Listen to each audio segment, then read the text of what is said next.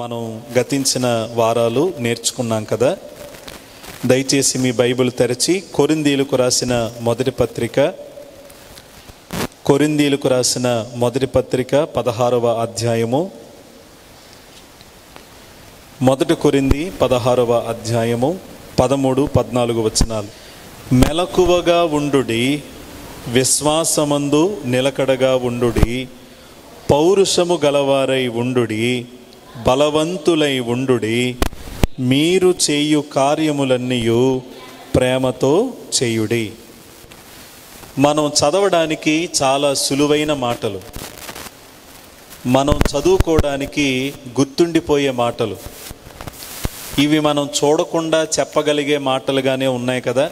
ఇవి వినడానికి నేర్చుకోవడానికి చాలా సులువైన మాటలుగా ఉన్నప్పటికీ మనము దేవుని కొరకు విజయవంతమైన వారిగా జీవించటానికి మనకు కావలసిన అత్యంత ముఖ్యమైన మాటలు కూడా ఇవే. అందుకే దేవుని కొరకైన విజయవంతమైన క్రైస్తవ జీవితం ఒక క్రైస్తవుడు జీవించాలి అనంటే ఈ 5 మాటలు నేర్చుకోవాలి. ఒక దైవజనుడు ఈ 2 వచనాలకి ఒక పేరు పెట్టాడు. ఏంటో తెలుసా? Principles for a powerful living అన్నాడు. Principles for a powerful living అన్నాడు. అంటే శక్తివంతమైన జీవితానికి సూత్రాలు అన్నాడు. చెప్పండి, ఏ జీవితం? శక్తివంతమైన జీవితం. ఏంటి శక్తివంతమైన జీవితం అంటే? ఆ జీవితం ఒకవేళ ఈ 5 లక్షణాలు మనము కలిగి ఈ లోకములో జీవించగలిగితే మనము దీవించబడతాం, మన కుటుంబం కూడా దీవించబడుతుంది, మనము ప్రభావితం చెందుతాం, మనతో ఉన్నవారు కూడా ప్రభావితం చెందుతారు. ఒక శక్తివంతమైన క్రైస్తవుడు ఎక్కడ ఉన్నప్పటికీ శక్తివంతంగానే ఉంటాడు.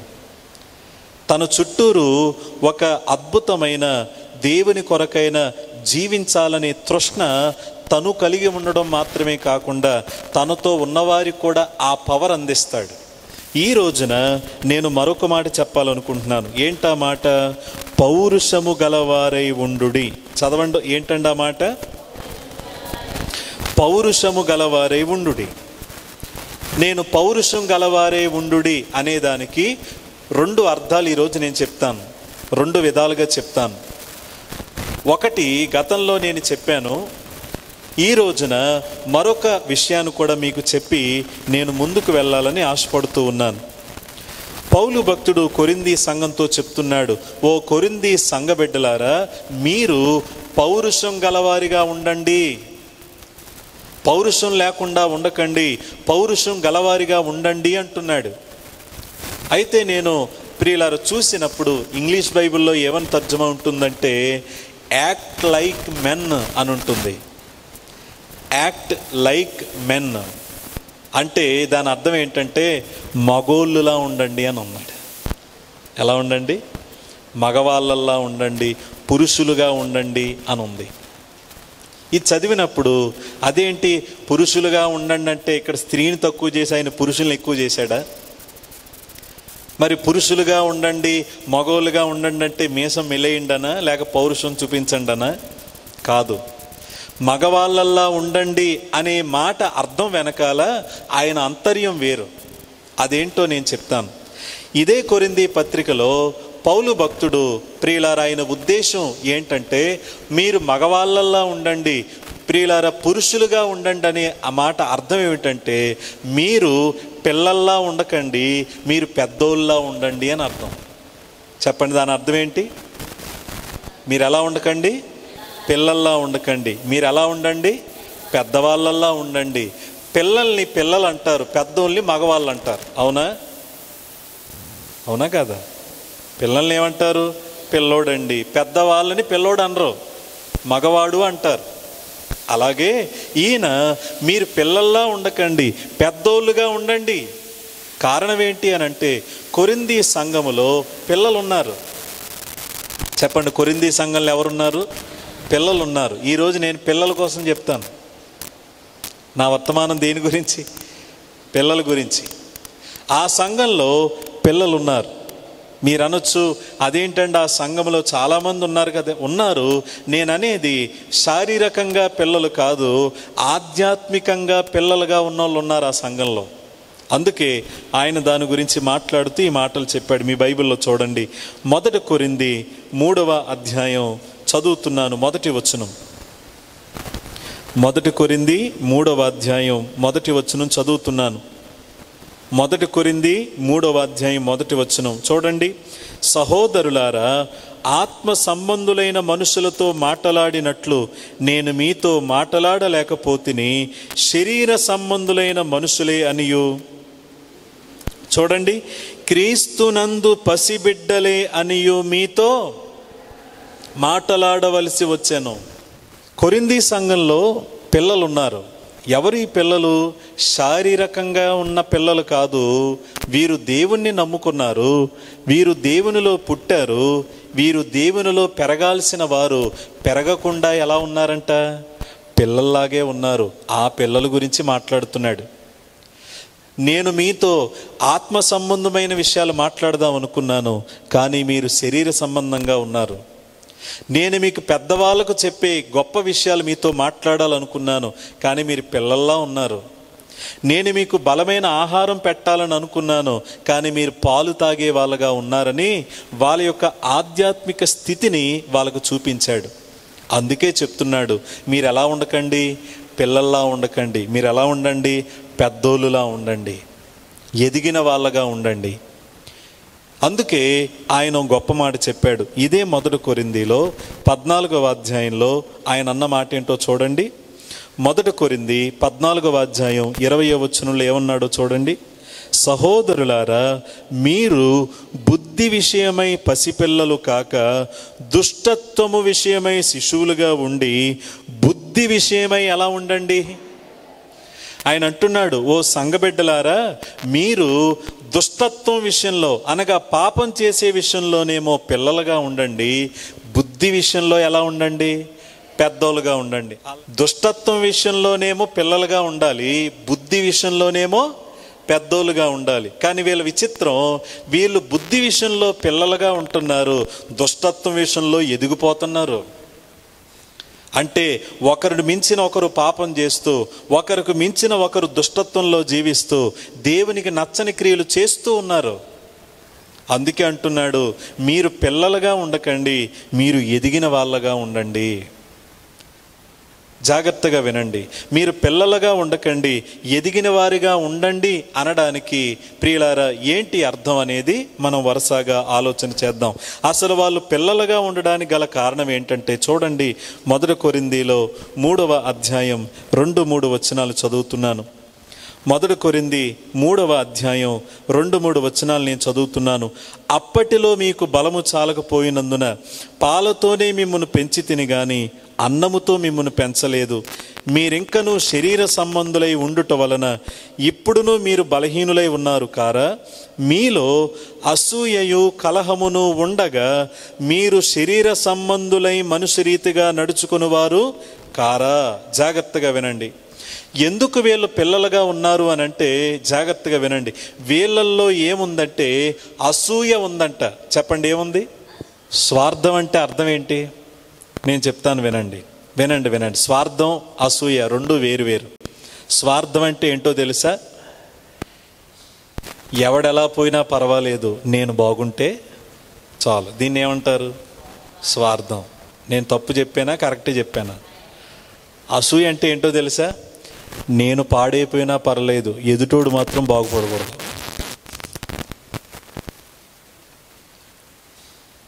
రెండిటికి తేడా ఉందా లేదా? మాట్లాడరేమండి? నేను సర్వనాశనం అయిపోయినా పర్లేదు, ఎదుటోడు మాత్రం దుంపనాశనం అయిపోవాలి. దీన్ని ఏమంటారు?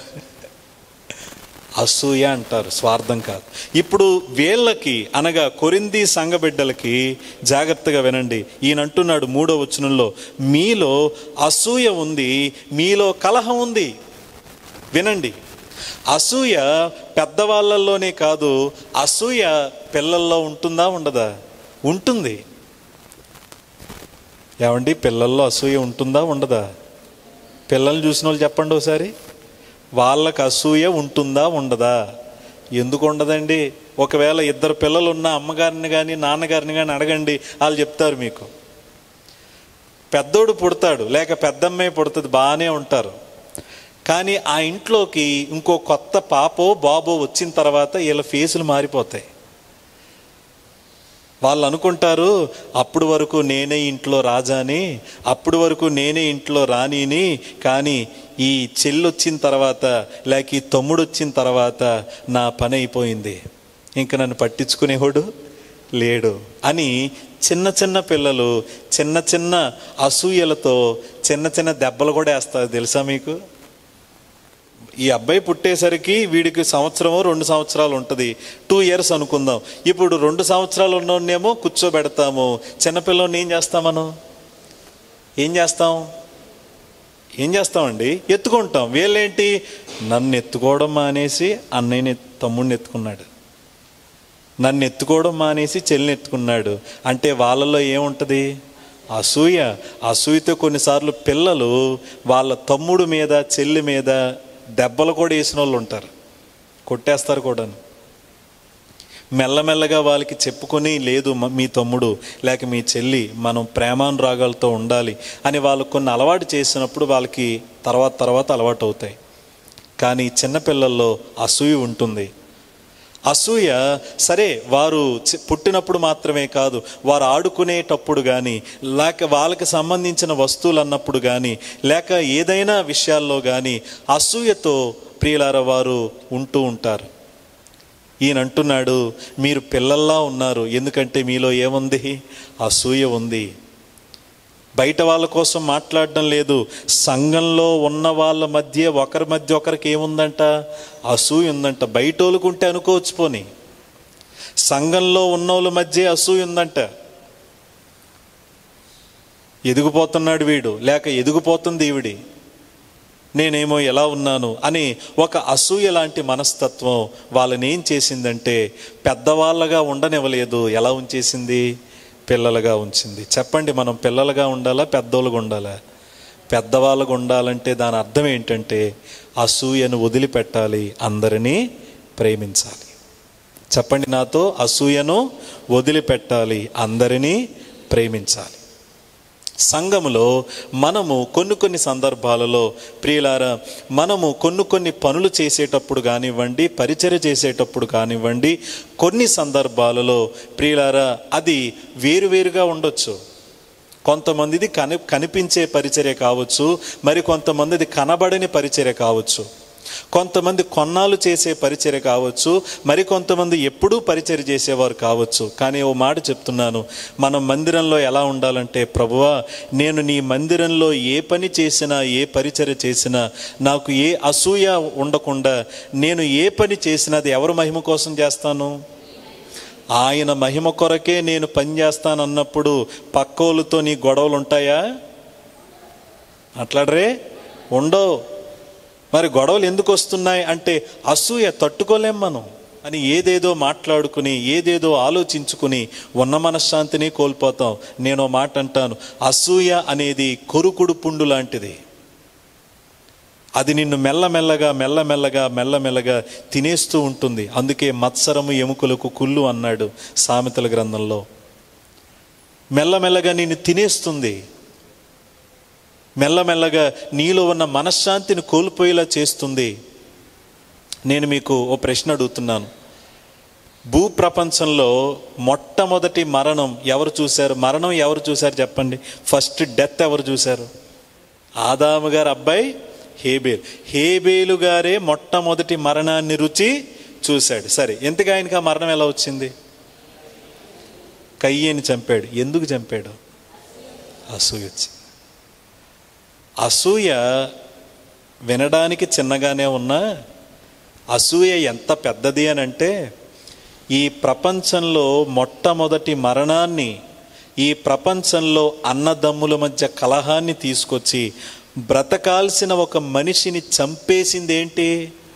అసూయ. ఓ మాట అడగనా, అలా చేయడం వల్ల హేబేలు చచ్చిపోయాడు. పోనీ కయ్యను బాగుపడ్డా? బాగుపడలేదు. ఈనాడు కూడా అంతే. అసూయతో మనం ఊగిపోయి ఎవరైనా ఏదైనా చేద్దాం అనుకుంటే వాళ్ళు బాగానే ఉంటారు, చేద్దాం అనుకున్న వాళ్ళు ఇదైపోతారు. అందుకే నా ప్రియులారా, మనం పెద్దోళ్ళుగా ఉందాం. ఎలా ఉండొద్దు? పిల్లలుగా ఉండొద్దు. అలా ఉండాలంటే మనం మనలో ఉన్న అసూయల్ని ఏం చేయాలి? వదిలిపెట్టేయాలి. కుటుంబంలోనైనా సంఘములోనైనా అసూయను పక్కన పెట్టాలి. అసూయను పక్కన పెట్టాలి. A.W. టోజర్ అనే ఒక దైవజనుడు ఇలా అన్నాడు. ఆ మాట అందరూ వినండి ఒకసారి. ప్రభువా, నీ మందిరంలో నేను ఒక మ్యాట్ లాగా, కాళ్ళు శుభ్రం చేసి ఒక మ్యాట్ లాగా నేను ఉండాలనుకుంటున్నాను, నన్ను అలా దీవించు ప్రభువా అని అడిగాడట. అంటే దాని అర్థం ఏంటంటే, మ్యాట్ అనేది అందరికీ ఉపయోగపడుతుంది. ఎందుకంటే లోపలికి వచ్చిన వెంటనే మన కాళ్ళు అందరం, నేను అటు నుంచి వస్తే అటు, ఎవరు అటు ఎవరు వచ్చినా అటు, ఎదురుగా ఎవరు వచ్చినా అటు, ఇటు ఎవరు వచ్చినా ఇటు, మనందరికీ అది ఉపయోగపడుతుందా లేదా? మాట్లాడండి. సరే, ఎంతమందికి కనిపిస్తుంది అది? చూసారా నేను ఎలా ఉన్నాను అని చెప్పుకోవడానికి ఏమైనా ఉందా దానికి? ఒకవేళ ఈ మందిరంలో ఉన్న వీటన్నిటితో పోలిస్తే అన్నిటికంటే కనిపించకుండా మూలపడి ఉంది అది. కానీ అది అందరికి ఉపయోగపడింది. కానీ అది అందరికీ, ఆయన అర్థం ఏంటంటే, ప్రభువా నేను నీ మందిరంలో ఉపయోగపడాలి, నేను కనిపించకపోయినా పర్వాలేదు. అదండి అసూయ లేకుండా, ఏ విధమైన మనస్పర్ధ లేకుండా, దేవుని కొరకే నేను పని చేస్తాను, పరిచర్య చేస్తాను అని ఆశించే క్రైస్తవుడికి ఉండాల్సిన లక్షణం. నేను కనిపించకపోయినా పర్వాలేదు ప్రభువా, నేను నిన్ను గణపరుస్తాను, నేను నిన్ను గణపరుస్తాను. ఆ విధమైన మనస్సు మనకు ఉండాలి. కాబట్టి అసూయను మనం వదిలిపెట్టాలి, మనం అందరినీ ప్రేమించాలి. 2, పిల్లలుగా ఉండకండి, మీరు పెద్దోళ్ళుగా ఉండండి అంటానికి మరో కారణం ఏమిటంటే, జాగ్రత్తగా వినండి, పిల్లలకి సెల్ఫ్ కంట్రోల్ ఉండదు. చెప్పండి, పిల్లలకి ఏముండదు? పిల్లలకి చాక్లెట్ అంటే ఇష్టమా? ఇష్టం కాదా? ఇష్టం కదా. మీరు చాక్లెట్ కొనమన్నారు, చాక్లెట్ కొన్నారు, కానీ భోజనం తినడం మానేసి చాక్లెటే తింటానంటున్నాడు. అప్పుడు మీరు ఏం చేశారంటే, రే చాక్లెట్ తినొద్దు, నేను ఇది నీకు ఇస్తాను, నువ్వు భోజనం చేసిన తర్వాత ఈవినింగ్ టైం ఇస్తాను అని చెప్పి మీరు అలా వంటగదిలోకి వెళ్ళో లేక ఏదో పని చేసుకోవడానికి వెళ్ళో మళ్ళీ వచ్చేసరికి అక్కడ ఏముండదు? తినొద్దని మీరు చెప్పారా లేదా? మాట్లాడరే? వాళ్ళు ఏమన్నా ఆగారా? ఎందుకు ఆగలేదు? కంట్రోల్ ఉండదు. మీరేదో వంటగదిలో పని చేస్తారు, పాపం మీ అబ్బాయో మీ అమ్మాయో ఫీల్ అయిపోయి, మా అమ్మ కన్నీళ్ళు కారుతూ వంట చేసేస్తుంది, నేను కూడా మా అమ్మకి హెల్ప్ చేసేయాలని చెప్పి వాళ్ళు ముద్దు మాటలతో, అమ్మ నాకు కూడా ఈ చాకి నేను కోస్తానంటారు. వద్దు, నువ్వు రావద్దు, అసలు ఈ వంటగదిలో అడుగు పెట్టొద్దు అని అన్నారు. రావడం మానేస్తారా? ఎందుకు మానరాళ్ళు? కంట్రోల్ ఉండదు. పిల్లలకి జాగ్రత్త వినండి, చిన్నపిల్లలు కంట్రోల్గా ఉండలేరు. అంటే వాళ్ళు ఏది చెయ్యాలో అది చేయలేరు, ఏది చేయకుండా ఉండాలో అది చేయకుండా ఉండలేరు. కానీ వయసు పెరిగే కొద్దీ, మన వయసు పెరిగే కొద్దీ ఏది చెయ్యాలో మనకి తెలుసు, ఏది చేయకూడదో మనకి తెలుసు. మీరు పెద్దోళ్ళులా ఉండండి అంటే అర్థం ఏంటంటే, మీరు దేవునిలో ఎదిగిన వాళ్ళగా ఉండండి, పెద్దోళ్ళుగా ఉండండి. అంటే దేవునిలో ఎదిగిన వాళ్ళంటే ఏది చెయ్యాలో అది చెయ్యండి, వేటికి దగ్గరగా ఉండాలో వాటికి దగ్గరగా ఉండండి, వేటికి దూరంగా ఉండాలో వాటికి దూరంగా ఉండండి. చిన్నపిల్లలకి కంట్రోల్ ఉండదు, చెయ్యకూడదు అనుకున్నది చేసేస్తారు, చెయ్యాలనుకున్నది చెయ్యలేరు. కానీ మనం ఎదిగిన వాళ్ళమైతే, ఎదుగుతున్న వాళ్ళమైతే మనం చిన్నపిల్లల వలె కాకుండా పెద్దవాళ్ళలా బిహేవ్ చేయాలి. పెద్దవాళ్ళంటే ఏవి చెయ్యాలో వేటికి దగ్గరగా ఉండాలో వాటికి దగ్గరగా ఉండాలి, వేటికి దూరంగా ఉండాలో వాటికి దూరంగా ఉండాలి. ఓ మాట అడిగినా యథార్థంగా చెప్పండి, మనం పిల్లలమా పెద్దోళ్ళమా?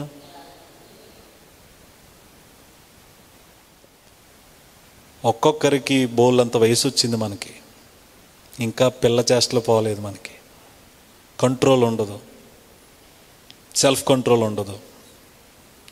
అప్పుడు వరకు శాంతంగానే ఉంటావు, అప్పుడు వరకు ఏమవుద్దో తెలియదు, ఒకేసారి తోస్పంలలో గెలా లెగుస్తావు. అంటే కోపం వచ్చింది, ఏమొచ్చింది నాకు? కోపం వచ్చింది, పైగా వచ్చే డైలాగ్ ఏంటంటే, నాతో పెట్టుకోక, నాకు అసలే ముక్కు మీద కోపం. అబ్బో, నీకే ఉంది మరి కోపం, ఇంకెవరికీ లేదు. ముక్కు మీద కోపం అండి అని ఏదో గర్వంగా చెప్పుకుంటారు కొంతమంది. అరే, ఎంత ఎదిగావు, ఆ కోపం రాకుండా నిన్ను నువ్వు కంట్రోల్ చేసుకోలేవా? నువ్వేనా పిల్లోడువా? కంట్రోల్ లేదండి మనకి. కొన్నిసార్లు మాట్లాడేస్తావు, ఎదుటి వాళ్ళు ఏమనుకున్నా నీకు అనవసరం, నువ్వు అనుకున్నదంతా నువ్వు మాట్లాడేస్తావు. ఆ తర్వాత వాళ్ళు బాధపడ్డారో లేదో అని కూడా ఆలోచించకుండా నోటికొచ్చిన ప్రతీది నువ్వు మాట్లాడేస్తే నీకెక్కడుందమ్మా కంట్రోలు? నీకెక్కడుంది కంట్రోల్? ఎదుటున్నది కొడుకా, లేక కూతురా, లేక భర్త, లేక భార్య, లేక నీ అన్న, లేక నీ చెల్ల, అనవసరం. నువ్వు అనుకున్నది అనేస్తున్నావు అంటే నీ కంట్రోల్ లేదు. నువ్వు పెద్దోడు కాదు, పిల్లోడివి, పిల్ల చేష్టలివి. క్రైస్తవులారా, పిల్లలుగా ఉండొద్దు, మనం పెద్దోళ్ళుగా ఉందాం.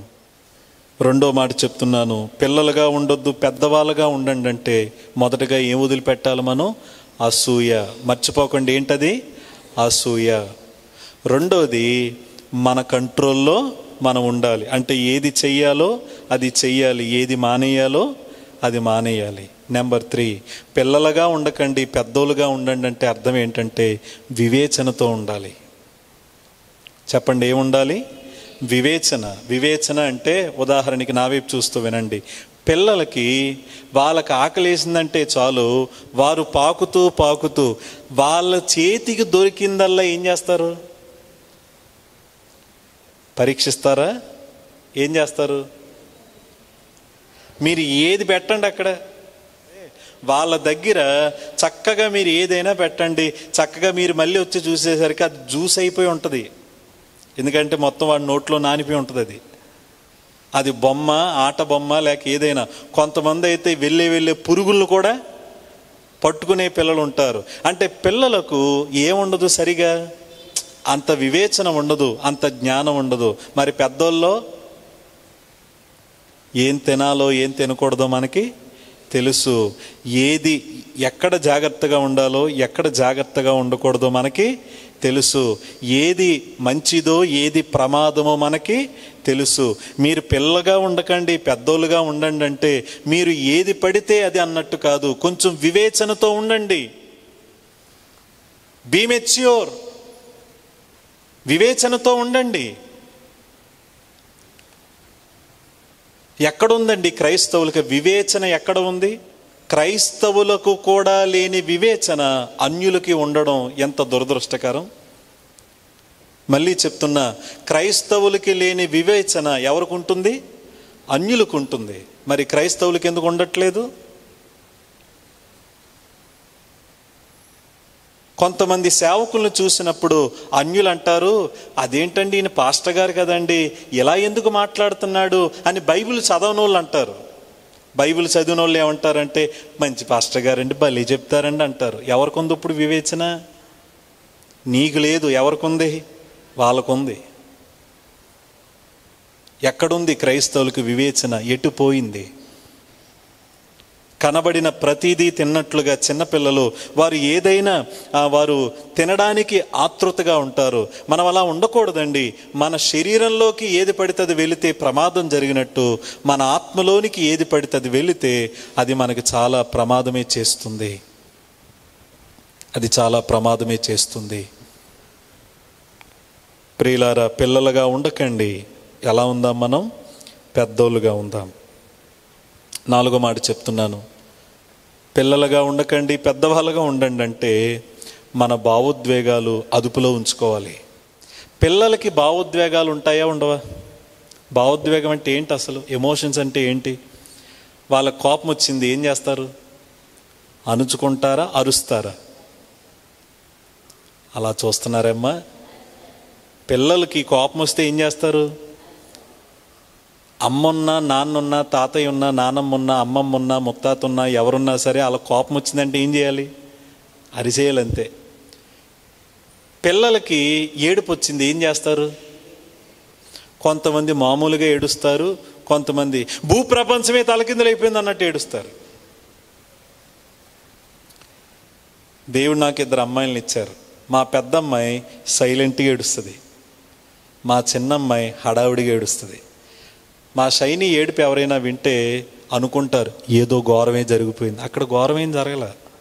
చిన్నపిల్లలు అయిన దానికి కాని దానికి ఏడ్చేస్తారు, అవునా కదా?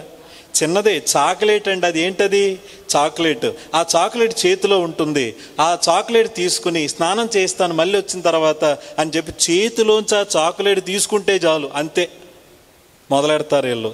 ఏంటి కన్నీరు, చాక్లెట్ పోయిందో, ఎక్కడికి పోయిందో అక్కడే ఉంది. అది చెప్పిన అర్థం కాదు పిల్లలకి. అక్కడే ఉంది, స్నానం చేసిన తర్వాత ఇస్తానంటే కుదరదు అని చెప్పి ఏడ్చేస్తారు. అంటే వాళ్ళ భావోద్వేగాల్లో వాళ్ళు కంట్రోల్గా ఉండలేరు. నేను అంటాను, పిల్లలుగా ఉండకండి, పెద్దవాళ్ళుగా ఉండండి అంటే నేను ప్రాక్టికల్గా చెప్తున్నాను. ఈ విషయాలన్నీ థియలాజికల్గా చెప్పట్లేదు, ప్రాక్టికల్గా చెప్తున్నాను. పిల్లలుగా ఉండకండి, పెద్దవాళ్ళుగా ఉండండి అంటే ప్రతి అయిన దానికి కాని దానికి ఏడ్చేయకండి. చెప్పండి, అయిన దానికి కాని దానికి ఏడవకండి. ఎందుకు ఏడవకండి అని అంటున్నానంటే, ఈ క్రైస్తవ జీవితంలో మనం ముందుకు వెళ్ళేటప్పుడు మనకు కూడా ఎన్నో అవరోధాలు వస్తాయి, ఎన్నో సమస్యలు వస్తాయి, ఎన్నో బాధలు వస్తాయి. వీటన్నిటి గుండా మనం ముందుకు వెళ్ళేటప్పుడు ప్రియులారా, ప్రతి చిన్నదానికి మనం నీరుగారిపోయే వాళ్ళం అయితే మనం ఇంకా ఏం విశ్వాసం కలిగిన వాళ్ళని చెప్పండి, ఏం ఎదిగిన వాళ్ళని చెప్పండి. ఆడప్పుడు దాకా బాగానే ఉండేటోడు అలాగే ఉంటాడు. ఏరా అలా ఉన్నావు ఏంటంటే, అమ్మ చాక్లెట్ తీసేసుకుంది అంటాడు. చాక్లెట్కి అలా ఉండాలాడు? మాట్లాడరేమండి? చాక్లెట్కి అలాగే అయిపోవాలా? అలా పిల్లలు కొంతమంది అన్నందుకు కొంతమంది క్రైస్తవులు దిగాలుగా ఉంటారు. ఏ అమ్మ అలా ఉన్నారంటే, నీరసంగా ఉందండి, అందుకే మనసేం బాగోలేదండి. ఈ నీరసానికి అలా అయిపోవాలమ్మా? ప్రతి చిన్న దానికి బాధపడాలమ్మా? అరే, జీవితం అన్న తర్వాత కొన్ని సమస్యలు వస్తాయి, కొన్ని బలహీనతలు వస్తాయి, కొన్ని నిందలు వస్తాయి, కొన్ని అవమానాలు వస్తాయి. వీటిని తట్టుకొని వీటికి నిలబడి నేను స్థిరంగా ఉండి దేవుని వైపు చూస్తూ ముందుకు అడుగులు వేయాలనుకోవడం మానేసి అయిన దానికి కాని దానికి ఏడ్చేసి కనబడిన ప్రతి ఒక్కరికి నీ బాధంతా కక్కేసి దేవునితో చెప్పకుండా ఎంతమందికి చెప్పినా నీ బాధకి పరిష్కారం ఎలా వస్తుంది? నిజం చెప్పండి, కొంతమంది వాళ్ళ ఇంట్లో ఉన్న విషయాలన్నీ ఊరమటబడి చెప్పుకుంటూ తిరిగేటోళ్ళు మీకు తెలియదా? ప్రతి చిన్నదానికి. లేదంటే ప్రియులారా, ప్రతి చిన్న సమస్యకి అబ్బో ఎంత ఏడుస్తారో. నేనంటాను, ఏడుపు అనేది చాలా విలువైంది, అది అప్పుడప్పుడే చేయాలి. ఆ ఏడుపు కూడా దేవుని దగ్గరే కార్చాలి. ఎవరి దగ్గర? దేవుని దగ్గర. అందరి దగ్గర కాదు. అందరి దగ్గర ఏడిస్తే విలువ ఉండదు, దేవుని దగ్గర ఏడవాలి. మనకేదన్నా సమస్య వస్తే ఆ సమస్య కొరకు దేవునితో చెప్పుకోవాలి. అయిన దానికి కాని దానికి మనం ఏడుస్తూ కూర్చుంటే సమస్యలు రాకుండా ఉండవండి. నేను అంటున్నాను, మనం చచ్చే వరకు మనల్ని ఏం వెంటాడుతాయి? సమస్యలు వెంటాడుతూనే ఉంటాయి. నిన్ను నిందించేటోళ్ళు నీకు చచ్చే వరకు ఉంటారు నీ పక్కన. వాళ్ళు లేకుండా ఉండాలి అనుకోవడం మనకి ప్రియులారా దురాశే, అత్యాశే అంటాను నేను. ఎందుకంటే జీవితం అన్న తర్వాత కొంతమంది మనల్ని తప్పుగా అర్థం చేసుకుంటారు. మనల్ని తప్పుగా అర్థం చేసుకున్నప్పుడు మన గురించి అపార్థంతో కూడిన మాటలే వాళ్ళు ఏం చేస్తారు? మాట్లాడతారు. ఇలాంటివన్నీ కామన్ అనుకుని ముందుకు వెళ్ళిపోవడం మానేసి చిన్నదానికి అయిన దానికి కాని దానికి ఆలోచిస్తూ అనుమానాలు పెట్టుకుంటూ ఎన్నాళ్ళు ఉంటాం మనం? చిన్నపిల్లలు ఉంటారు అలాగా. పెద్దోళ్ళుగా ఉందాం, మన భావోద్వేగాలు అదుపులో ఉంచుకుందాం. మన భావోద్వేగాల విషయంలో అదుపులో ఉందాం. ఒకవేళ ఏ సమస్య లేకుండా నేను ఉండాలండి అని ఎవరైనా అంటే, ఏ సమస్య లేని ప్రదేశాలు భూమి మీద కొన్ని ఉన్నాయి, అవే శ్మశానాలు. నాకు ఏ సమస్య రాకూడదు, నన్ను ఏమనకూడదు, ఒకవేళ నేను ఏదన్నా అంటే నేను అయిన దానికి కాని దానికి ఇదైపోతానంటే ఎదిగిన వాళ్ళగా ఎప్పుడు ఉంటాం? మరి ఎప్పుడు నువ్వు ఎదిగిన వ్యక్తిగా ఉంటావు? చిన్నపిల్లల్లాగే ఎన్నాళ్ళు ఉంటాం? రండి, పౌలు భక్తుడు చెప్తున్నాడు, మీరు పిల్లలుగా ఉండకండి, మీరు ఎలా ఉండండి? పెద్దోళ్ళుగా ఉండండి. అయిన దానికి కాని దానికి ఏడవకండి. ఒకవేళ మీకు ఏదైనా ఏడుపు వస్తే చెప్పండి, ఎవరి ముందు ఏడుద్దాం మనం? గొక్క పెట్టి ఆడండి, ఎంతైనా ఏడవండి. మీ ప్రతి కన్నీటి బొట్టుకి ఆ ప్రార్థనలో విలువ ఉంటుంది. మాట్లాడండి, మన కన్నీటి బొట్టుకి ఎక్కడుంటుంది విలువ? ప్రార్థనలో ఉంటుంది. పెద్ద మనుషుల మధ్య ఉండదు, వేరు వారి మధ్య ఉండదు. మన సమస్యలకు పరిష్కారం, మన కన్నీటికి పరిష్కారం ప్రార్థనే. ఆ ప్రార్థనలోనే మనం కన్నీరు కార్చినప్పుడు మన భావోద్వేగాలను అదుపులో ఉంచుకోగలం. అప్పుడు మనము పిల్లల వలె కాకుండా ఎలా ఉండగలం? పెద్దవాళ్ళలా బిహేవ్ చేయగలం. ఇది 4వది. 5వ మాట చెప్తున్నాను, మీరు పిల్లలుగా ఉండకండి, పెద్దవాళ్ళగా ఉండండి అనంటే సంబంధాలను కాపాడుకోవడం. పిల్లల్లో వచ్చింది ఏంటో తెలుసా? వాళ్ళకి ఏదైనా నచ్చినది వాళ్ళు ఎదుటున్నోళ్ళు చేయకపోతే, లేక అడిగింది ఇవ్వకపోతే ఇట్టే వాళ్ళకి కోపం వచ్చేసి ఏదోటి అనేస్తారా లేదా? పిల్లలు వాళ్ళు అనుకున్నది జరగకపోయినా, లేక వారు అడిగింది ఇవ్వకపోయినా, వారు చాలా త్వరగా కోప్పడి త్వరగా నీ జట్టు నేను లేను అంటారా లేదా? అంటారా అనరా? కోపం వచ్చిన మాటలు అనేస్తారా అనరా? ఎందుకు అనేస్తారు అని అంటే వాళ్ళకి తెలియదు ఈ సంబంధాలను నేను కాపాడుకోవాలని. ఏదో కోపం వచ్చింది, వాళ్ళకు వచ్చిన కోపంతో మాట్లాడేశారు. ఆ మాట్లాడేయటం వల్ల తర్వాత జరిగేవేంటో వాళ్ళకి తెలియదు, ఎందుకంటే వాళ్ళ పిల్లలు కదా. కానీ వాళ్ళలో ఉండే గొప్ప సుగుణం ఏంటో తెలుసా? ఎన్ని తిట్లు తిట్టుకున్నా మళ్ళీ వాళ్ళే కలిసిపోతారు. విచిత్రం ఏంటంటే మనం తిట్టుకుంటాం కానీ కలవం. మనకంటే పిల్లలే బెస్ట్ అక్కడ. వాళ్ళు తిట్టుకుంటారు, కలుసుకుంటారు, కానీ మనం అలా కాదు. ఒక్కసారి తిట్టుకున్నామంటే ఇంకెప్పుడు తిట్టుకోవడమే. ఇంకా నీ కుటుంబంలో ఎవరున్నారో, నీ కుటుంబ సభ్యులుగా ఎవరున్నారో వాళ్ళని ఎవరిచ్చారు నీకు? నువ్వు అనుకోకుండా రాలేదు, నువ్వు అనుకోకుండా ఆ కుటుంబంలో సభ్యుడు కాలేదు. దేవుడు అనుమతిస్తే నువ్వు ఆ కుటుంబంలో సభ్యుడిగా ఉన్నావు. మరి ఆ కుటుంబంలో ఉన్న సభ్యుడిగా ఉన్న నీవు ఆ బంధుత్వాలను కాపాడుకునే విషయంలో మెచ్యూర్గా ఉన్నావా? పిల్లలుగా ఉన్నారా? తల్లిదండ్రులు అన్న మాటను పిల్లలు కోపంతో తట్టుకోలేక తిరిగి ఏదో మాట అనేసినట్టుగా, ఏదోటి చేసినట్టుగా, ఏదోటి కొట్టినట్లుగా కొంతమంది మీ బంధుత్వాలను కాపాడుకోకుండా, సంబంధాలను కాపాడుకోకుండా, మనకొచ్చిన సహవాసాలను కాపాడుకోకుండా మనం ఇష్టం వచ్చినట్లు చేయడానికి గల కారణం ఏంటో తెలుసా? నీ మాటలే కారణమవుతాయి. ఏంటి కారణం? ఒకసారి అందరూ వినండి ఈ మాట. ఒకరు కలవాలన్నా ఒకరు విడిపోవాలంటే కారణం ఏంటి? నాలుకే. ఏది నీ నాలుక ఎలా ఉంది చెప్పు? నీ నాలుక కలిపే మాటలు మాట్లాడుతుందా, విడగొట్టే మాటలు మాట్లాడుతుందా? నీ నాలుక దేవుడు అంగీకరించే విధంగా మాట్లాడుతుందా, లేక దేవుడు అంగీకరించని విధంగా మాట్లాడుతుందా? సహవాస సంబంధాలను కాపాడుకునే విషయంలో మనం ఏదైనా ప్రయత్నం చేస్తామా, లేక మనకేదైనా అనిపించింది అనేసి ఊరుకుంటున్నామా? కొంతమంది ఎంత ఇదంటే ఎదురుగా ఉన్నది అది అమ్మ లేక నాన్న లేక నాకంటే పెద్దవాళ్ళ, అదంతా అనవసరం, వీళ్ళకేదో అనిపించింది అనేసే వరకు కుదురుండదు. ఫ్రెండ్స్లో కూడా ఉంటారు కదా కొంతమంది, ఎవరో మన మీద సెటైర్ వేశారు. కొంతమందికి ఏమనిపిస్తుంది అంటే నా మీద వేశారు, నేను కూడా వాళ్ళ మీద ఏమేయాలి? మాట్లాడండి. నా మాటలు మీలో కొంతమందికి తెలుసు. ఎక్కువ యాక్షన్లు చేయకండి మందిరంలో. నిన్నెవరో ఏదన్నా అన్నప్పుడు నువ్వు తిరిగి అనేవాళ్ళని దాన్నే సెటైర్ అంటారు. ఏదోటి అనేసేదాకా కుదురుండదు అంతే. ఏదో మాట అనే వరకు తేళ్ళు జెరులు పాలినంత అన్కంఫర్టబుల్గా ఉంటాం. కారణం ఏంటంటే అనేయాలి. అది అమ్మ నాన్న అనవసరం, నాకు అనిపించింది. అరే మా అమ్మ బాధపడుతుందేమో, మా నాన్నగారు బాధపడుతుంది, అవసరం లేదు అనేయటమే. అరే చర్చికొచ్చే అబ్బాయి కదా, తోటి సహవాసంలో ఉన్నాడు కదా, అవసరం లేదు అనేయటమే. మనం మెచ్యూర్డ్గా ఉండాలి, పిల్లలుగా ఉండొద్దు.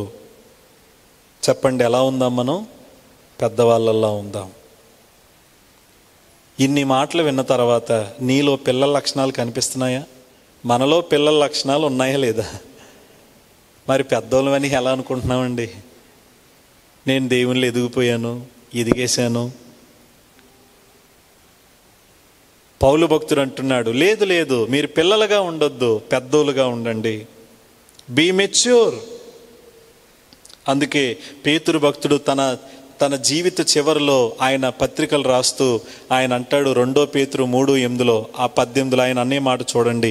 ఒక క్రైస్తవులుగా మనకెప్పుడు గుర్తుపెట్టుకోవలసిన మాట 2 పేతురు 3:18 మన ప్రభువును రక్షకుడునైన యేసుక్రీస్తు అనుగ్రహించు కృపయందును జ్ఞానమందును ఏం పొందండి? అభివృద్ధి పొందండి అన్నాడు. దేవుడు అనుగ్రహించే కృపలోను జ్ఞానములోను అంతకంతకు ఏమవ్వాలి? మనం అభివృద్ధి చెందాలి. మరో మాట కూడా చూపిస్తాను. ఎఫెసీ 4:15 చూడండి. 4:15 ఏముందండి? ప్రేమ కలిగి సత్యము చెప్పుచు క్రీస్తు వలె ఉండుటకు మనం అన్ని విషయములలో ఎదుగుదుము అన్నాడు. పేతురు భక్తుడు ఏమన్నాడు? యేసుక్రీస్తు అనుగ్రహించు కృపలోను జ్ఞానములోను ఏం పొందండి? అభివృద్ధి పొందండి. మీ వ్యాపారములోను వ్యవసాయములోను ఆరోగ్యములోను పాడి పంటల్లోనూ ఎదగండి అన్నాడు ఆయన. ఎందులో ఎదగండి అంటున్నాడు ఆయన? యేసుక్రీస్తు అనుగ్రహించు కృపలోను జ్ఞానములోను అభివృద్ధి పొందండి. ఈయనేమంటున్నాడు? ప్రేమ కలిగి సత్యము చెప్పుచు క్రీస్తు వలె ఉండుటకు మనం అన్ని విషయములలో ఎదుగుదము. ఆ వచనం ఈ వచనం ఆధారంగా చేసుకొని చెప్తున్నాను. క్రైస్తవుడు అంటే పిల్లవాడిగా ఉండకూడదు, ఎప్పుడు ఎదుగుతూనే ఉండాలి. చెప్పండి, ఎప్పుడు ఎలా ఉండాలి? మనం ఎదుగుతూనే ఉండాలి, మెచ్యూర్డ్ అవుతూనే ఉండాలి. కాలం గడిచే కొద్దీ ప్రియులారా, కాలం గడుస్తున్న కొద్దీ మనం దేవునిలో అంతకంతకు అభివృద్ధి చెందుతూ ఉండాలి. అభివృద్ధి చెందమని పౌలు గారు చెప్పారని కాదు, అభివృద్ధి చెందడం ఎవరి చిత్తం? అది దేవుని చిత్తం. కారణం ఏంటంటే ఫలభరితమైన జీవితం మన నుండి ఆశించే దేవుడు. పురుషులుగా ఉండండి అంటే అర్థం ఏంటి? పిల్లలుగా ఉండకండి. ఎలా ఉండండి? పెద్దోళ్ళుగా ఉండండి. ఇప్పుడు మన తెలుగు ట్రాన్స్లేషన్ చెప్తున్నాను. ఆయన అంటున్నాడు, మీరు ఎలా ఉండండి? పౌరుషం కలిగి ఉండండి. పౌరుషం అంటే మన వ్యక్తిగత జీవితంలో కాదు, లేక కుటుంబంలో కాదు, లేక సమాజంలో కాదు, లేక నువ్వు పనిచేసే చోట కాదు. ఈ పౌరుషం ఏంటంటే నీవు క్రీస్తు కొరకు జీవించే జీవితంలో నీకేముండాలి? ఒక పౌరుషం ఉండాలి. ఏంటి ఓ క్రైస్తవుడికి ఉండాల్సిన పౌరుషం? చూడండి, 2 కొరింథీ 5:15 ఏమన్నాడో చూడండి. 2 కొరింథీ 5:15 జీవించు వారిక మీదట తమ కొరకు కాక తమ నిమిత్తము మృతి పొంది తిరిగి లేచిన వాని కొరకే జీవించుటకు ఆయన అందరి కొరకు మృతి పొందెననియు నిశ్చయించుకొనుచున్నాము. ఇది పవిత్ర గ్రంథంలో బాబ్ క్రో గారు ఇలా రాశారు. నేను చదువుతున్నాను చూడండి. బ్రతికేవారు ఇక నుంచి తమ కోసం బ్రతకకుండా తమ స్థానంలో చనిపోయి మళ్ళీ సజీవంగా లేచిన వాని కోసమే బ్రతకాలని ఆయన అందరి కోసము చనిపోయాడు. మీకు అర్థం కావడం కొరకు ఇలా చెప్తున్నాను.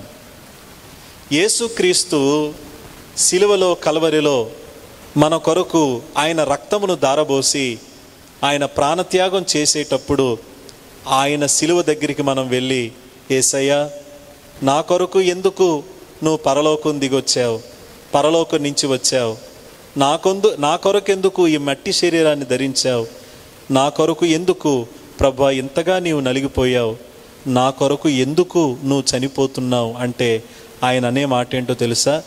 నేను నీ కోసం మరణిస్తుంది ఎందుకంటే నువ్వు నా కొరకు జీవిస్తావని. ఆయన చెప్పే సమాధానం ఏంటి?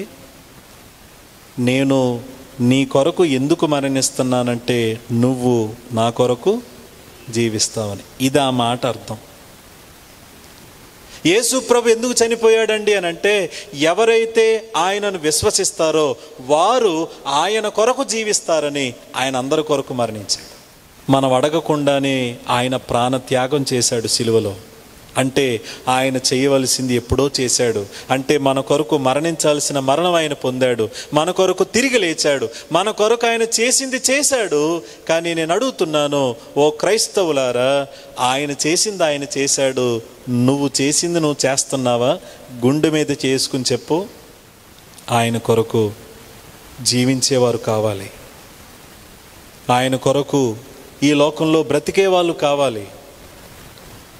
ఆయన కొరకు ఈ లోకంలో బ్రతికే వాళ్ళంటే, జాగ్రత్తగా నా మాటలు వినండి, దేవుని కొరకు ఈ లోకంలో బ్రతకడం అనంటే అది సామాన్యమైన విషయం కాదు, అది ఒక అద్భుతమైన విషయం. రెండోది అతి కష్టమైన విషయం కూడాను.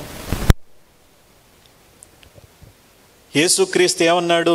ఎవడైనను నన్ను వెంబడించాలనుకుంటే సులువుగా వెంబడించేస్తానంటే కుదరదు. ప్రతి వాడు తన సిలువను ఎత్తుకొని నన్ను వెంబడించాలి. You have to bear your cross. నీవు సిలువనెత్తుకుని బ్రతకాలి.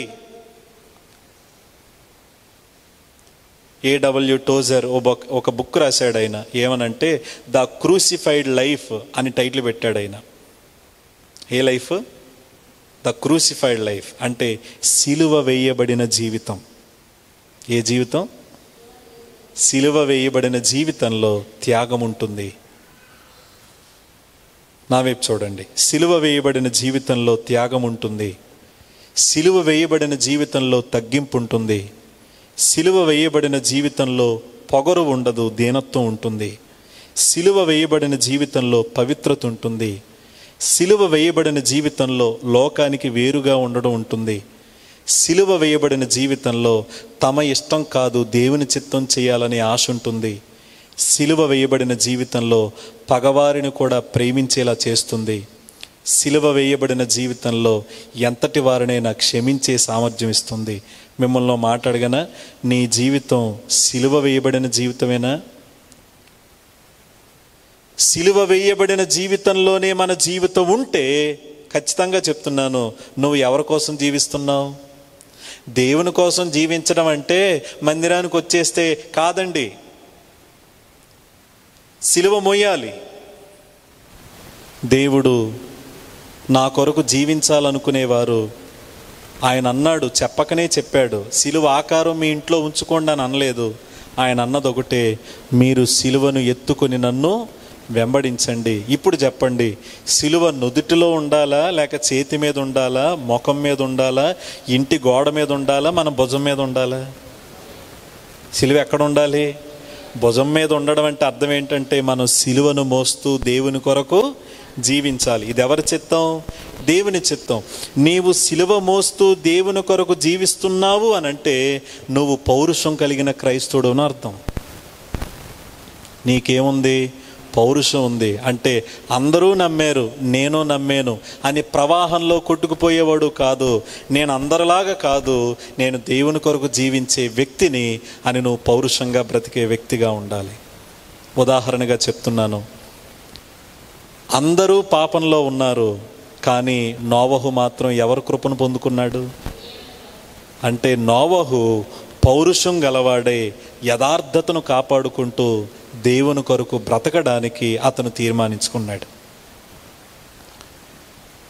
ఎంతోమంది దేవునికి అవిధేయులుగా జీవిస్తున్న వారి మధ్య యెహోషువ భక్తుడు అన్నాడు, ఏమనంటే మీరు ఎలా ఉంటారో నాకు అనవసరం, నేను నా కుటుంబం యెహోవానే సేవిస్తామని పౌరుషంగా చెప్పాడు. ఈనాడు దేవుని కొరకు పౌరుషంగా జీవించే క్రైస్తవులు లేవాలి. ఈ చివరి దినాలలో, ఈ అంత్య దినాలలో ఆయన కొరకైన సాక్ష్యాలు, ఆయన కొరకైన జీవితాలు మనము జీవించినప్పుడే ప్రియులారా మనము లోకంలో సాక్షులుగా ఉండగలం. మరి ఆ విధమైన సాక్ష్యం ఉన్నదా? ఈ విషయాలను ఆలోచించాలని నేను కోరుతూ ఉన్నాను. పౌలు భక్తుడు ఈ మాట అన్నాడు. గలతీలకు రాసిన పత్రికలో 2వ అధ్యాయంలో 20వ వచనంలో ఆయన ఏమన్నాడో చూడండి. గలతీలకు రాసిన పత్రిక 2వ అధ్యాయం 20వ వచనంలో ఏమన్నాడండి? 20వ వచనంలో ఏమన్నాడు? నేను క్రీస్తుతో కూడా సిలువ వేయబడి ఉన్నాను, ఇకను జీవించువాడను నేను కాను, క్రీస్తే నాయందు జీవించుచున్నాడు. నేనిప్పుడు శరీరమందు జీవించుచున్న జీవితము నన్ను ప్రేమించి నా కొరకు తన్ను తాను అప్పగించుకొనిన దేవుని కుమారుని యందలి విశ్వాసము వలన. ఇప్పుడు ఈ వచనాన్ని మనం చెప్తే పౌలు తన కొరకు తాను జీవిస్తున్నాడా, దేవుని కొరక? అంటే దేవుని కొరకు జీవించడం అనంటే తను ఏం చేసినా అది దేవుని కొరకే అన్నట్లుగా. ఏది చేసినా. మత్తయి సువార్తలో యేసుప్రభు అన్న మాట ఏంటో తెలుసు కదా, మీరు లోకానికి వెలుగై ఉన్నారు, మీరు లోకానికి ఉప్పై ఉన్నారు. దాని అర్థం ఏంటంటే లోకమంతా చప్పగా ఉంది, ఓ క్రైస్తవుడా నువ్వు ఉప్పుగా బ్రతికి లోకానికి ఏమివ్వాలి? రుచినివ్వాలి. లోకమంతా చీకట్లో ఉంది, ఓ క్రైస్తవుడా నీవు వెలుగుగా ఉండి లోకాన్ని ఏం చేయాలి? నువ్వు వెలిగించాలి. అంటే వెలుగుగా ఉండడం, ఉప్పుగా ఉండడం అది ఎవరి చిత్తం? వెలుగుగా ఉండాల్సిన మనమే చీకటి పనులు చేస్తే, ఉప్పుగా ఉండాల్సిన మనమే చప్పని జీవితాలు జీవిస్తే దేవునికి ఎంత అవమానం, దేవుడు ఎంత దుఃఖపడతారు. రండి ఈ రోజున మనల్ని మనం అప్పగించుకుందాం దేవునికి. ఏమనంటే, ప్రభువా నేను నీ కొరకు జీవించే జీవితం విషయంలో నేను పౌరుషం కలిగి జీవిస్తాను. చెప్పండి, ఏం కలిగి? పౌరుషం కలిగి జీవిస్తాను. పౌరుషం కలిగి జీవించటం మాత్రమే కాదు నాయనా, నేను పిల్లవాని చేష్టలు చేయను, పసిపిల్లల్లా నేను ఉండను, నేను ఎదిగిన వ్యక్తిగా ఉంటాను. ఎదిగిన వ్యక్తిగా ఉండడం అంటే అసూయను మానేస్తాను, ప్రేమిస్తాను, నన్ను నేను కంట్రోల్లో ఉంచుకుంటాను, సరైన వైఖరితో నేను ఆలోచిస్తాను, కొంచెం పెద్దవాళ్ళలాగా ఆలోచిస్తాను, ఏది పడితే అది తిన్నట్లుగా నేను ఉండను, వివేచనతో ఉంటాను. అలాగే నా మాటలను జాగ్రత్తగా కాపాడుకుంటూ, సంబంధాలను జాగ్రత్తగా కాపాడుకుంటూ, అయిన దానికి కాని దానికి ఏడ్చే వ్యక్తిగా నేను ఉండకుండా నా భావోద్వేగాలను నేను అదుపులో ఉంచుకుంటూ, ప్రభా నేను పిల్లవానిగా ఉండను, పిల్లవాని చేష్టలు చేయను, పెద్దవానిగా నేను ఉంటాను. ఇలాంటి పరిస్థితుల మధ్య దేవుని కొరకు పౌరుషంగా జీవించే వాళ్ళు కావాలి. నేను ఒక చిన్న మాట చెప్తున్నాను. అమెరికాలో ఉన్న ఒక జర్నలిస్ట్, అతని పేరు నేను మర్చిపోయాను, అతను భారతదేశంలో ఉన్న పరిస్థితులను అనలైజ్ చేసి ఆయన మాట అన్నాడు. ఏమన్నాడంటే, ఇండియా జీనోసైడ్కి దగ్గరగా ఉంది అన్నాడు. భారతదేశం జీనోసైడ్ అనే దానికి దగ్గరగా ఉందన్నాడు. ఏంటి జీనోసైడ్ అని అంటే, తను నమ్మిన విశ్వాసం కొరకు ఎదుటి వాళ్ళను ఎంతమందినైనా చంపడానికి వెనకాడకుండా ఇష్టం వచ్చినట్లుగా చంపుకుంటూ వెళ్ళిపోవడం, మత కలహాలు పెట్టుకోవడం, మతం పేరుతో ఒకరినొకరు చంపుకోవడం, మతం పేరుతో ఒకరినొకరు దూషించుకోవడం, కొట్టుకోవడం, తిట్టుకోవడం, ఆ తర్వాత చంపుకోవడం, అలాంటి పరిస్థితుల దగ్గరికి మన భారతదేశం ప్రయాణం చేస్తూ ఉందంట. ఇలాంటి పరిస్థితులు గతంలో కొన్ని దేశాల్లో వచ్చాయి. హిట్లరు తన దేశస్తుల్ని రెచ్చగొట్టి యూదుల్ని చంపేలా చేశాడు. మన దేశంలో ఉన్న కొంతమంది వాళ్ళ నినాదం ఏంటో తెలుసా? మనది భారతదేశం కాదు, మనది హిందూ దేశం. హిందూ దేశంలో హిందువులే ఉండాలి, మిగిలిన వాళ్ళు ఉండకూడదు. వాళ్ళు మెయిన్ టార్గెట్ ముస్లింలు అయ్యారు, ఆ తర్వాత క్రైస్తవులు అయ్యారు. ఈ కలహాలు ఎక్కడి వరకు వెళ్తాయో తెలియదు. మత కలహాలు రేగ్గొట్టి ప్రియులారా వాళ్ళు అనుకునే హిందూ దేశంగా దీన్ని మార్చాలనేది వాళ్ళ నినాదం. దాని కొరకు పరిస్థితులు కష్టతరమవుతున్నాయి. ఒక్క మాట చెప్పన, వ్యతిరేకత రావడానికి చిన్న సంఘటన చాలు, అవునా కాదా? మొన్న ఎక్కడో రథం కాలింది. రథం కాలిందా లేదా? కాల్చింది ఎవరు ఇప్పుడు కన్నా తెలిసిందా? ఎవరు కాల్చారు ఇప్పుడు వరకు తెలియదు. కానీ ఆ రథం ఒక్కటి కాలింది, చుట్టుపక్కల ఉన్న చర్చీలన్నింటిలోకి సీసీ కెమెరాలు వచ్చినాయి. సీసీ కెమెరాలు ఎందుకు పెట్టాం? మాకు అక్కర్లేదండి, ఇక్కడ సహోదరులు ఉంటారండి, మాకు అవసరం లేదండి, ఖచ్చితంగా చెప్పారండి, చర్చిల మీద దాడులు చేస్తారంటండి, అందుకే మీరు కెమెరాలు పెట్టుకోండి అంటే అంగో పెట్టాం. వ్యతిరేకత రావడానికి ఒక్క సంఘటన చాలు. నేను అంటున్నాను, అలాంటి వ్యతిరేకతలు భవిష్యత్తులో మరిన్ని వస్తాయేమో అని నేను అనుకుంటున్నాను. ఇలాంటి వ్యతిరేకత మధ్య పౌరుషం కలిగి జీవించే వాళ్ళగా ఉండాలి మనం. ఎలాగా అంటే లోకస్తులతో కలిసిపోయి వాళ్ళలాగే ఆలోచించి వాళ్ళలాగే ప్రవర్తించి వాళ్ళలా బ్రతకడం కాదు. లోకస్తులు యేసు ప్రభువును చూడరు, లోకస్తులు యేసును నమ్మిన మనల్ని చూస్తారు. వాళ్ళు మనలో ఎవరిని చూడాలి? యేసయ్యను చూసే జీవితాలు మనం కలిగి ఉంటే నువ్వే పౌరుషం కలిగిన క్రైస్తవుడివి. సిలువ మోసే జీవితం నీ దగ్గర ఉంటే నువ్వే పౌరుషం కలిగిన క్రైస్తవుడివి.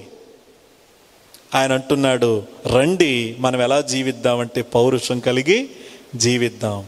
అలాంటి పౌరుషంతో కూడిన జీవితాలు దేవుడు మనందరికీ దయచేయునుగాక. పౌరుషంతో కూడిన జీవితాలు దేవుడు మనందరికి అనుగ్రహించునుగాక. పిల్లలు చేష్టలు మానేసి పెద్దవాళ్ళగా జీవించే కృప దేవుడు మనందరికీ దయచేయునుగాక. ప్రార్థన చేద్దాం.